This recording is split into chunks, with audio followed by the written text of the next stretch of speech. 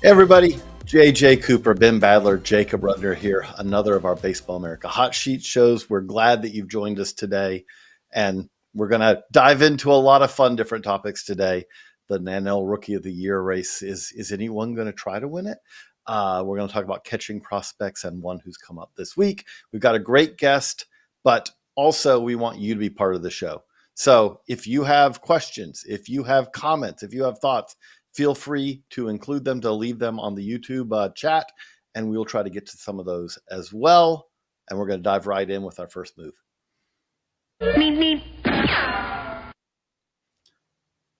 So we've had news when it comes to Rookie of the Year. The AL race looks incredible. We've got Christian Campbell, we got Jackson Jobe. We've got tons of candidates in the American League. But Ben, we turn the gaze over to the National League. Who's your favorite right now? Or is it more of like the guys who we thought were going to be favorites are no longer favorites?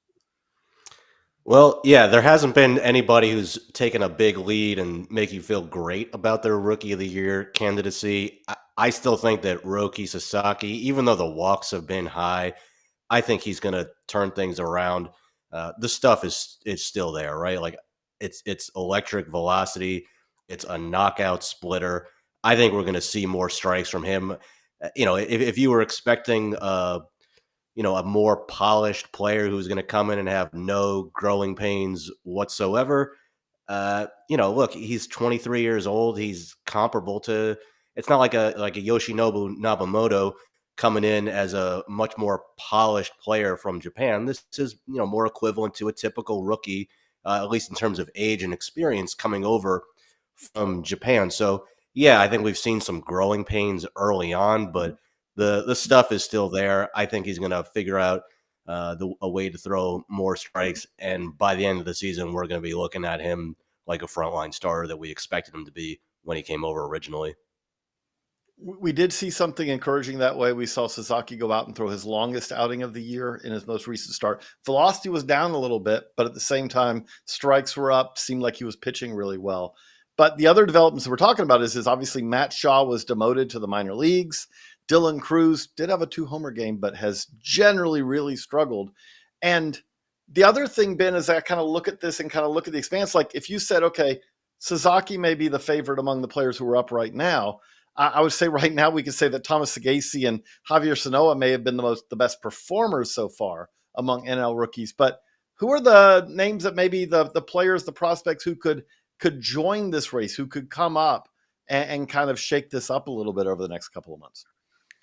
Yeah, I would not be surprised at all to see Bubba Chandler of the Pirates be the NL Rookie of the Year this year. He is that talented, even with, we don't know when he's going to get called up. I hope as soon as possible. But even with a month of the season or so behind us already, he is that talented. He is a potential frontline starter right away. He's not going to be obviously be the number one starter in that rotation, but this is a guy who's consistently touching triple digits. He's got multiple big-time swing and miss secondary offerings. He's been dominant so far this year at AAA. He throws a lot of strikes. He's a really good athlete, repeats that delivery really well. I don't know how many more boxes you could ask for a young starting pitcher to check. Bubba Chandler looks like somebody who's going to come up and I think dominate right away and eventually grow into a number two starter and maybe even a number one starter. Again, obviously not in that rotation, but just in terms of the pure talent level that he has. I'll also throw in like that we know that the Phillies have already been clear that they're setting up to have Andrew Painter be at his best later in the season. They kind of look at him as someone who can help them come postseason in addition to regular season. Coming off of basically 2 lost years because of injury, they know he's not going to throw a bazillion innings, so they're kind of being very cautious with him. But if it is really wide open, I don't know if he's going to get to enough innings for him to kind of put his name in there. Bubba obviously is much more ready to kind of take on a full MLB workload. But Andrew Painter is another guy who I kind of keep an eye on. But Jacob, the other thing that jumps out here, I mentioned Sanoa, but if I was going to say what team might produce the Rookie of the Year, if you gave me teams to choose, I might say the Marlins, just because I feel like there are a bazillion possibilities there. And is Sanoa is there's playing time. We've seen Agustin Ramirez. We're going to talk about a little bit more come up today. We have Liam Hicks, who's the Rule 5 pick, who's been catching a lot for them.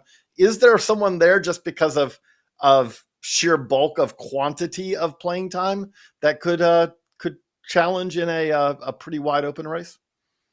Yeah, it certainly feels that way. I mean, we're talking about a team that has a couple guys at one position alone. They're loaded in the catching department with guys who are capable of being in the big leagues right now or at least close. And like you said, I mean, you have to wonder if they have just the sheer volume of prospects to be able to compete to have somebody in the rookie of the year case. I would contend that they probably do. Ramirez, who you just mentioned, has one of the better hitting catchers in the minor leagues and is now up. Joe Mack, who we have now in the top 100, is right behind him. Could be an interesting dynamic with one of those guys maybe moving to first base to accommodate both if the situation arises this year. And I think that there are other guys who, we've mentioned that have an opportunity to step onto the big league roster this year and impress quickly. So I have a lot of confidence that the Marlins could produce somebody impressive in the rookie of the year category, which is obviously wide open at this point. We got a reader question, a viewer question, I should say. We want to dive in. We want to answer those. So Mike Torres asks, is Braylon Payne as good as Jesus Mate? Ben, I'll tee you up on that one. You do our Brewers list. Braylon Payne's having a very excellent, the first round pick of the Brewers last year, having an excellent start to his 2025 season for the Carolina Mudcats. But is he as good as Mate? I'm not sure that there are 10 prospects in minor league baseball who are better than Jesus Mate. So that's a very high bar to clear. He's not as good as Jesus Mate. But for a first round pick last year that was seen as somewhat of a stretch of a first round pick at the time, all the early returns have been really encouraging. I mean, no surprise, obviously, about the athleticism and the speed, ability to play a premium position in center field. That always looked good. But what's been encouraging is how good he's been at the plate. And he's stronger than I think a lot of people expected when the Brewers drafted him, that he's starting to drive the ball with some a little bit more impact than was originally anticipated. So definitely arrow pointing up on Braylon Payne right now. Speaking of the Brewers, we also have a promotion today. Right-handed reliever Craig Yoho coming up for Milwaukee. Normally we don't talk about relievers coming up, but Ben, in this case, I think we should make an exception because I would say that Craig Yoho is one of the most fun pitchers I got to see pitch last year and in spring training this year. What is it about him that kind of makes him stand out a little bit from the pack? The changeup is filthy. I mean, it's not that he has a good changeup, that he has an above average or a plus changeup. It is, if you're being conservative, he has a double plus 70 grade changeup. And if you wanted to put an 80 on it, I'm not going to argue with you. It's an unbelievable weapon for him. It's got a ton of separation off his fastball, which, the fastball is not overpowering anybody. It's not big time velocity by modern standards, but huge separation, a ton of movement, tumble, fade, everything on that pitch. It looks like a fastball out of his hands and then just parachutes at the plate, swing and miss to lefties and righties. I think some people question if is he going to be a high leverage reliever because he isn't that typical flame throwing reliever. But I think he can pitch in high leverage situations. I think the changeup is that good of a pitch for him. We'll see how long he's going to stick around this time because they did send, looks like they're sending Logan Henderson down. They're likely to bring Tobias Myers up later this week to start. So it might be a little brief stint here, but we do think you should keep an eye on Yoho in the long term. Also another call up probably worth mentioning, Jace Young back up with the Tigers. We saw him last year at the end of the year. It's going to be interesting to see, like, he did really have a solid start to the year at the plate. The key thing that we'll watch, though, with Young is he struggled a little bit defensively when he came up last year. So let's see how many improvements he's made defensively to kind of stick in the infield when he comes back up. For Detroit, again, another notable call up today that we'll get to, but we'll be back after a quick word from our friends at Foul Territory. Kratz, do you like spending an hour on grocery shopping? Nope. Speed up the process, please. Introducing Hungry Root to the FT fam. Now we can all be bougie with our own personal shopper to handle the food shopping, including recs based on what you're looking to put in your body. I stack my Hungry Root box with items like gluten-free, dairy-free blueberry waffles for breakfast, shrimp veggie bowls for lunch, and a little filet mignon with potatoes and broccolini for dinner. You can also say just, hey, Hungry Root, I eat paleo, or I'm vegetarian, and they load up your cart with personalized recommendations. And those recs keep evolving as they learn about what you're into. Also, no BS, as in no artificial sweeteners or preservatives in any of Hungry Root's food. You're going to love Hungry Root as much as FT does. Take advantage of this exclusive offer. For a limited time, get 40% off your first box, plus get a free item in every box for life. Go to hungryroot.com/FT and use code FT. That's hungryroot.com/FT, code FT to get 40% off your first box and a free item of your choice for life. Well, we're back, and it's time for the player to watch presented by the FanDuel Sports Network. Another call up this week. The Marlins have brought up catcher Agustin Ramirez, who was a key acquisition for them at the trade deadline last year. Jacob, you mentioned him a little bit earlier, but what, if you're a Marlins fan, what are you looking for? If you're a Marlins fan, what should you be looking for with Ramirez coming up? Yeah, it's that bat first. I mentioned earlier he was one of the better hitting minor league catchers when he was down on the farm. Now they have an opportunity to see that in the majors. He has above average raw power and is somebody who's going to be able to translate that most likely to the game. Hard swinging catcher who makes a decent amount of contact and does a good job spraying the ball to all field. So he's an offense first guy, should be a solid defensive catcher. But the highlight, of course, is what he's going to be able to do at the dish. So I always love the excuse to go back and watch a little bit of film. And so I did watch some of how Ramirez is doing it behind the plate this year so far. And the things I noticed is obviously this is the thing we talk about with catchers is there's a lot of development that goes on at the professional level, especially nowadays. We've seen a ton of catchers who kind of carry poor defensive reputations who then develop into good defensive catchers. Austin Wells faced a lot of questions coming out of college whether he was going to be able to catch. Ben, is this the toughest position to evaluate, both kind of looking at amateurs and projecting them as pros, but even looking at minor league pros and kind of projecting to what they're going to be at the big league level? Yeah, I think to a certain extent. I mean, with somebody like Austin Wells, in his case, you have a college catcher, right, who's going from college baseball where, I mean, look, there are some phenomenal catching coaches in college, but there's a pretty wide variance depending on where you're at, and also just in terms of the time that you can dedicate to just to baseball in general, or just to working on your defense in college, right? Like, you also have to go to school. Whereas if you're in professional baseball from the time you're 16 years old, like Agustin Ramirez, all right, well, he's been in professional baseball now for like 6-7 years. I'm not saying he can't get better still, but I'm not expecting a big jump or a big transformation, or that for our expectations or our analysis of what his defense is now to suddenly change. That said, another example that would go against that would be Alejandro Kirk with the Blue Jays, who, when he was coming up through the minor leagues, there was huge questions about, hey, is a guy who looks like this and is built like this, can he really catch? Does he have the mobility to catch? Well, he's actually a really good receiver, it turns out, and he is pretty good behind the plate. So yeah, I think there is still a lot of there's a lot of uncertainty in everything that we do, but definitely in terms of projecting and evaluating catcher defense, I would agree with what you're saying, JJ. To go a little granular for a second here, like with Agustin Ramirez, for example, you can see in the minors this year low pitches at the bottom of or just below the bottom of the zone. He's very much working on the technique, which is basically being taught, I feel like, almost around pro baseball now, where you present a target and then you drop the glove all the way to the ground, basically, and then you try to move it up and do it smoothly.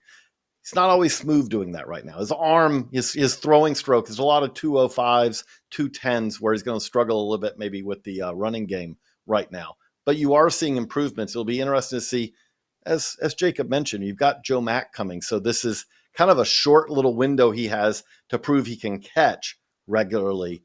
They also, like we said, have Liam Hicks, because when Mac gets up there, Mac is significantly better right now defensively than him. But it will be interesting to watch. And we'll be keeping a very close eye on that this week. The Marlins, for a team that is not necessarily going to the playoffs, Marlins do have a lot of interesting players and a lot of reasons to kind of tune in. And speaking of that, you can stream live MLB games through the FanDuel Sports Network. And if you use the promo code BASEBALL30, that's baseball30, you can start it off with a 30-day extended free trial at FanDuelSportsNetwork.com/packages. Teams include the Braves, the Tigers, the Royals, the Angels, those Marlins that we just talked about, the Brewers, the Cardinals, the Rays, and the Reds. Expires 5/2/25, $19.99 a month after free trial. Canceled during free trial to avoid charges. Eligibility restrictions apply. Visit FanDuelSportsNetwork.com for details. But we also do have another fan question that we want to get to before we say farewell to Ben. Want to keep him around for this one. We got another Brewer here. Where is Ernesto Martinez Jr.? And I would say that where he is, and Ben, I'll let you weigh in too, but he's on our StatCast standouts every week now. Ellie, who does the StatCast standouts for us, has kind of created a special little category, which is the Ernesto Martinez Jr. Little addition that's on there every week until he makes the majors, because he is kind of crushing the baseball. It's a bat first profile, but hey, if that's the case, go out and hit. And that's what he's doing. Anything you wanted to add to that, Ben? Yeah, I mean, anybody could have had this guy in the offseason. Rule 5 draft, minor league free agency. Definitely a later bloomer, not a high profile guy. We'll see. I mean, I hope he gets an opportunity. I could also see him end up, going to the KBO and mashing over there too. So, but I do hope he gets at least an opportunity to prove himself in the big leagues first. But, well, thanks, Ben, for joining us and talking about the rookies and the call-ups that are joining us. Jacob and I are going to stick around for our next guest. And we're excited to be joined now by Arkansas outfielder Charles Davalan, who is having a pretty remarkable season. I know he's got a little bit of a to-do list to go. Last I checked, 13 strikeouts to 12 homers. I know that you can get that homer number back over the strikeouts before long. But Charles, thank you for joining us. What has it been like? This is your first season in Arkansas. What has it been like being a Razorback so far this year? It's been awesome. I mean, definitely the fan base is much different from anything I've come even back home. But no, it's been fun. We got a good team, so we just gotta keep working, and we got a big series coming. So I'm excited. Charles, what led you to Arkansas? I mean, in this era of the transfer portal, we see so many guys moving around, and it's such a difficult decision. I mean, you were at Florida Gulf Coast. What took you to the SEC? What was the appeal? Yeah, I wanted to play with the best. In my mind, the SEC is the best conference in baseball. So no, I'm a big believer that when you play, you practice and against the best, and you play with the best. It just brings the best out of you. So that was my main goal. That's really what I wanted to look into the portal, and Arkansas fit the best for me, and their track record talks for itself for sure. And the coaching staff there must have been able to kind of sell you on aspects of them being able to kind of help you develop as a player. What has been the biggest areas of improvement for you since moving over to Arkansas, and where have they really focused on you to make you better? Yeah, definitely the analytic part of the game. No disrespect to where I came from, but we didn't have most of the analytics, even back home in Canada and then at Florida Gulf Coast. So just Arkansas, Coach Thompson, our hitting coach, does a great job with us. Just to tweak some little bit of analytics. One of our main goals for me was to improve my bat speed when I was coming in. So no, that was one of the main focus, and just there's a lot of approaches and a lot of ways to improve my game on the analytics side.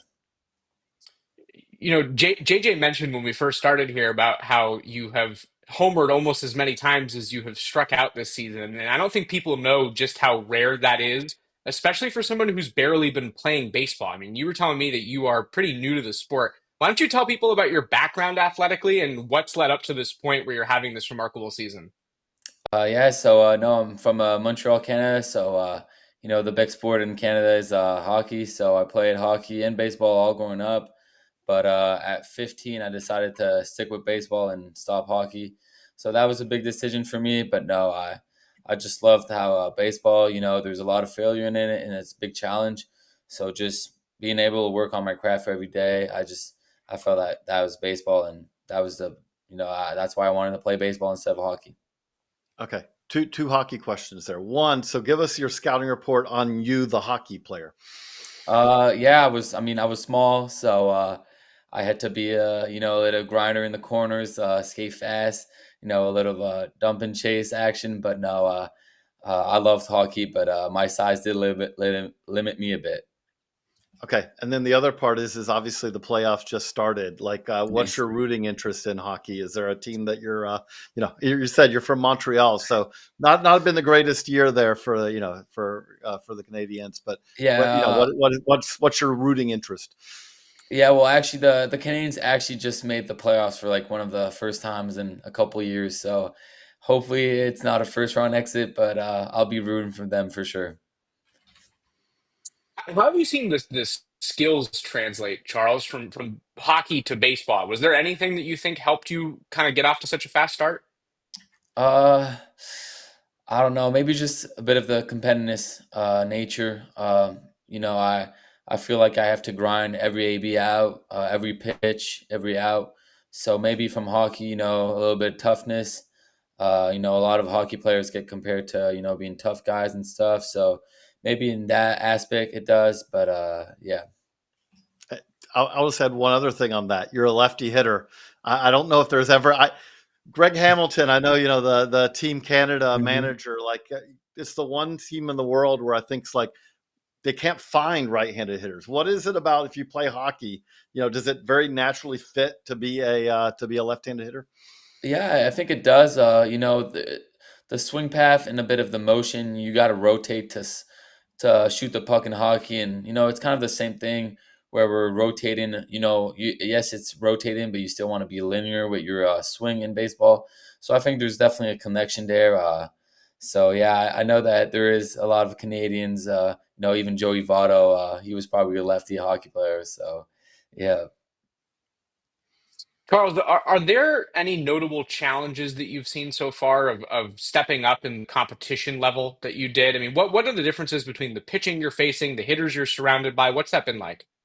Yeah, absolutely. I mean, definitely the pitching on the weekends in conference. It's definitely a tick up. The stuff is better. The metrics even for the pitchers is way better. So no, just you know, what's really been challenging for me is not to take an AB off, just because it can be late Sunday, late in the game, and you'll be facing maybe their seventh pitch of the weekend, but he's still really really good, and that sometimes that's a series where it gets decided on the weekend. So just being locked in every pitch of every AB, that's been one of my main goals, and not throwing ABs away.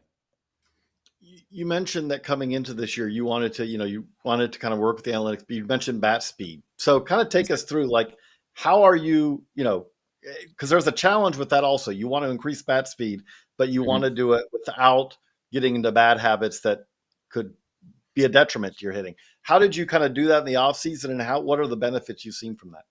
Yeah, so absolutely. I know one like easy way is with overload and underload bat training. So a lot of people be doing that on will be doing that on front toss where it's not really game light. It's still like a ball is moving. So I actually like to use the overload and underload bats on a pitching machine where it will be a foam ball, but still it's still recreating that environment, because it is true that you can create bad habits with just trying to swing too hard almost.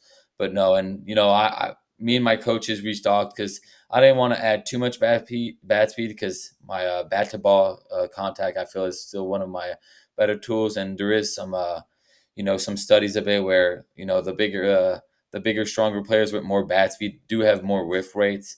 So just finding the nice in between, that was one of my main goals. But no, bat speed has done some good things for me this year. So I just want to kind of follow up on that a little bit more, like you said, with the overload and the underload.